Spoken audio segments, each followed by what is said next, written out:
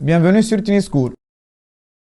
On va voir ensemble un troisième type qui est le type scalaire énuméré. Peut-être que vous avez étudié ça en troisième année, peut-être non, c'est pas grave, on va voir ça dès le début. Alors, quel est l'objectif du type scalaire énuméré? Ça, c'est un type spécial. Il n'est pas comme les autres types, ce n'est pas comme le type entier, au réel, au caractère. C'est un type qui contient un ensemble de valeurs définies par l'utilisateur. C'est-à-dire, l'utilisateur va définir et énumérer les valeurs utilisées. Et c'est pour cela qu'on utilise le mot énumérer. Alors, je vous donne un exemple. Si je veux définir un type saison, par exemple, qui contient les saisons, c'est-à-dire, par exemple, hiver, automne, printemps. L'ordre, c'est pas grave, hein? C'est un ordre logique. Printemps, été et automne. Alors, la question qui se pose, est-ce que Pascal reconnaît le type saison? Bien sûr que non. Il ne connaît pas ces notions logiques, saison qui contient ces valeurs-là. Ou bien un autre exemple, le nom des élèves. Je vais faire un type élève qui contient les noms des élèves. Je dis n'importe quoi. Par exemple, Walid, Salah, Ali, Med, etc., etc. Alors, est-ce que Pascal reconnaît les noms des élèves? Bien sûr que l'on ne connaît pas ces noms d'élèves. Ok? Donc, qu'est-ce qu'on va faire? On va ajouter un nouveau type, saison, et un nouveau type élève qui contient ces valeurs. Donc, qu'est-ce qu'on a fait? On a fait un type dans lequel on a énuméré, c'est-à-dire cité valeur par valeur, toutes les valeurs possibles. Peut-être, ça nous rappelle un peu les listes déroulantes. Par exemple, dans un site web, quand vous entrez pour faire une inscription, vous trouvez la liste, par exemple, pays, où il y a une liste bien déterminée, c'est une liste énumérée qui contient les pays, Tunisie, Maroc, Algérie, France, ainsi de suite. C'est un peu ça la notion, si vous voulez. Alors, maintenant la question qui se pose, comment on déclare ça? Comment on déclare ça? Puisqu'on a parlé de nouveaux types, on doit faire, comme on a fait dans le type tableau, le TDNT. Vous savez maintenant c'est quoi le TDNT? Tableau de déclaration de nouveaux types.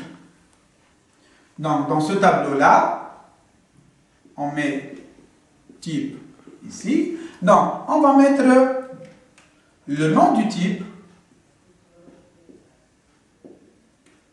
égal, et je mets entre parenthèses les différentes valeurs. Valeur 1, valeur 2, ainsi de suite, ainsi de suite. Et ce que vous devez retenir, on fait égal et on doit mettre les parenthèses. Ça, c'est très important comme détail. Par exemple, pour le type saison, je vais dire saison égale, et je vais citer les différentes saisons, hiver, été, printemps,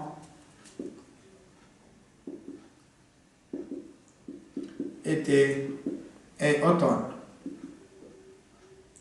Ou par exemple, je vais mettre un autre type, élève, égal, et je mets les différents noms souhaités, Walid, Ali, Med, etc., etc.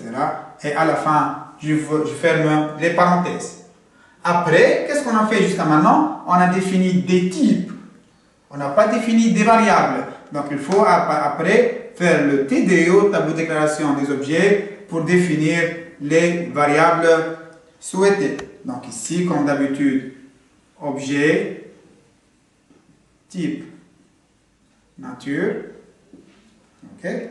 Donc, à gauche, on met le nom de la variable et à droite, le nom du type qui est bien sûr le même type, le même nom de type défini dans le TDNT. Et bien sûr, la nature, c'est une variable, ce n'est pas une constante. Par exemple, je vais définir une variable S de type saison, /var. Je vais définir une variable X, une variable Y de type élève, /var.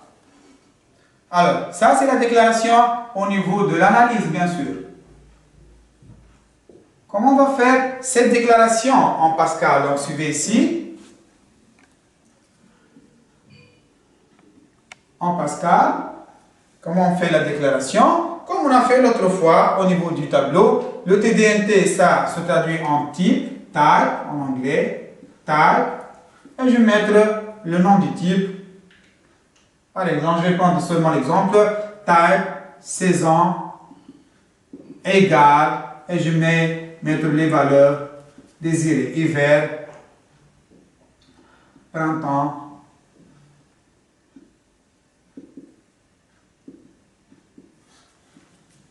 été et automne. Ou bien type, le type élève, égale, on a dit, je pense, Walid, Ali et Med. Bien sûr, n'oublions pas les points-virgules, n'oublions pas, comme j'ai dit, égal et les parenthèses pour avoir un type scalaire numérique. Après, on définit les variables, comme j'ai fait dans le TDO, on a S de type saison, par exemple, et X, Y de type élève, ce sont des variables quelconques. Bien sûr, vous pouvez utiliser autant de variables et avec le nom que vous désirez. J'espère que l'explication est claire. Donc, juste je vais revenir à un point. Est-ce que hiver ici, c'est un mot? Est-ce que c'est une chaîne? Non, jamais. Si c'était une chaîne, on aurait dû mettre légumes et les doubles cotes. Non, ce n'est pas une chaîne. Et je reviens à la première définition qui existe bien claire et nette dans le document PDF, qu'on a dit, le type scalaire numérique contient de nouvelles valeurs. Qu'est-ce que ça veut dire de nouvelles valeurs? Ces valeurs ne font pas partie d'aucun autre type. On ne peut pas mettre des entiers. On ne peut pas mettre des chaînes, on ne peut pas mettre des caractères, on ne peut pas mettre des booléens, on ne peut mettre aucune valeur existante dans un autre type. Ces valeurs ne doivent appartenir à aucun autre type existant. Donc, ce sont, comme j'ai dit, de nouvelles valeurs.